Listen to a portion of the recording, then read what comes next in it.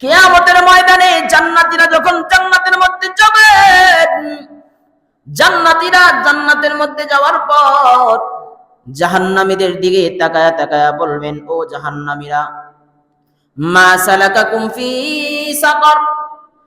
জান্নাতীরা জাহান্নামীদেরকে বলবেন, ও জাহান্নামীরা, দুনিয়ার জমিনে তো তোমরা আমাদের সাথে একই গ্রামের মধ্যে বসবাস করতা, একই মহল্লায় থাকতা, একই সমাজের মধ্যে থাকতা।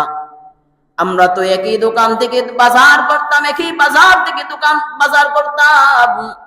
আমরা তো একই রাস্তা দিয়ে যাইতাম, একই ইউনিয়নে থেকেছি, একই গ্রামে থেকেছি, একই সমাজের মধ্যে থাকলাম। কিন্তু তোমরা কেন জাহান্নামের মধ্যে গেলা? তোমরা কেন জাহান্নামের মধ্যে গেলা? ওই জাহান্নামীরা তখন ডাইকা ডাইকা বলবে, ক্বালু লাম নাকু মিনাল মুসাল্লিন। ও জান্নাতি ভাই, আমরা একই সমাজে ছিলাম, একই গ্রামের মধ্যে ছিলাম, একই মহল্লায় বসবাস করতাম, একই বাজার থেকে বাজার করতাম, একই রাস্তা দিয়ে আমরা চলতাম। কিন্তু যখন আজান হইতো, মুয়াজ্জিন যখন হাইয়া আলাস সালার ধ্বনি শোনায়া দিত, প্রত্যেকটা মসজিদে মসজিদে যখন আজান হইতো, নামাজের সময় হইতো, তোমরা দুনিয়ার সমস্ত কিছু বাদ দিয়া, সমস্ত অজুহাতকে ফেলা দিয়া তোমরা আল্লাহর ডাকে সাড়া দিতা, রবের ডাকে সাড়া দিয়া মসজিদে যাইতা, তোমরা নামাজ কায়েম করতা। কিন্তু আমরা এমন হতভাগা মুসলমান ছিলাম, দুনিয়ায় সবকিছু তোমাদের সাথে থাকা সত্ত্বেও আজান হওয়ার পরও আমরা মসজিদে যাই নাই, বরং আমাদের সময়টা আমরা অবহেলায়, গল্প গুজব, আড্ডায় আমরা নষ্ট করে দিয়েছি।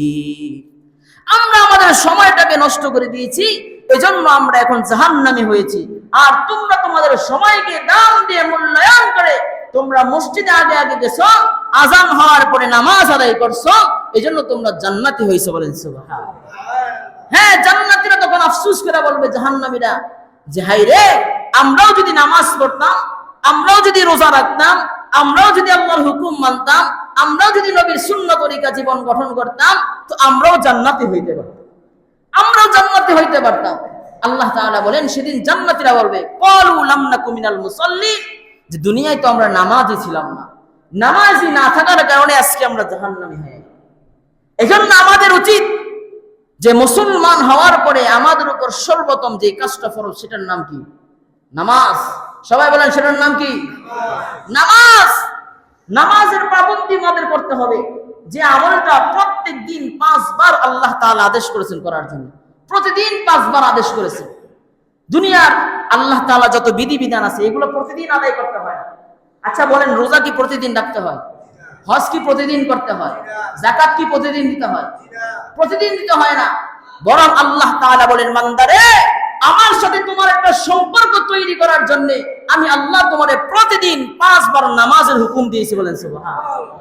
আমার সাথে সম্পর্ক তৈরি করার জন্য আল্লাহ তাআলা বলেন, আমার সাথে সম্পর্ক তৈরি হয় নামাজের মাধ্যমে। সুবহানাল্লাহ বলেন।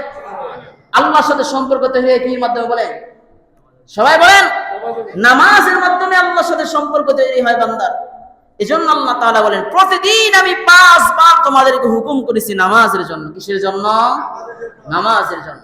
এখন যদি আমরা নামাজ না পড়ি, তো বলেন আল্লাহর সাথে সম্পর্ক করা যাবে? কথা বলেন, আল্লাহর সাথে সম্পর্ক করা যাবে না। নামাজের মাধ্যমে আল্লাহর সাথে বান্দার সম্পর্ক তৈরি হয়। এজন্য আল্লাহ তাআলা বলেন, 5 ওয়াক্ত নামাজ তোমাদের উপর ফরজ করলাম। কেউ যদি 5 ওয়াক্ত নামাজ ইহতিমামের সাথে, তাকবীরওয়ালার সাথে আদায় করে ফেলায়, আল্লাহ তাআলা বলেন, আমি আল্লাহ তাআলা তার আমলনামায় 50 ওয়াক্ত নামাজের সওয়াব দিয়া দেব। তার মানে নামাজ পড়লে লাভ না লস? সবাই বলেন, নামাজ পড়লে লাভ না লস? নামাজ পড়লে কেমন লাভ, কেমন লাভ! আল্লাহ তাআলা বলেন, বান্দা, তুমি যদি নামাজ পড়ো, নামাজ কায়েম করো, তাহলে তোমার সারা দিনের জিম্মাদারি আমি আল্লাহ তাআলা হয়ে যাবে। বলেন সুবহানাল্লাহ। আল্লাহ তাআলা বান্দার জিম্মাদারি হয়ে যাবে, বান্দার বিপদ আপদ সবকিছু আল্লাহ তাআলা মোকাবেলা করবে। আল্লাহ তাআলা বলেন কেউ যদি 5 ওয়াক্ত নামাজ তার জিন্দেগীর আমল বানায় লয়, কোন মুসলমান যদি 5 ওয়াক্ত নামাজ পড়া লয়, তো আল্লাহ তাআলা বলেন আমি আল্লাহ তাআলা তার সমস্ত জটিল কাজগুলারে আহসান করে দিব। বলেন সুবহানাল্লাহ। সবগুলি জটিল কাজকে আল্লাহ তাআলা সহজ করে নিবে যদি আপনি নামাজে ইহতিমাম করেন।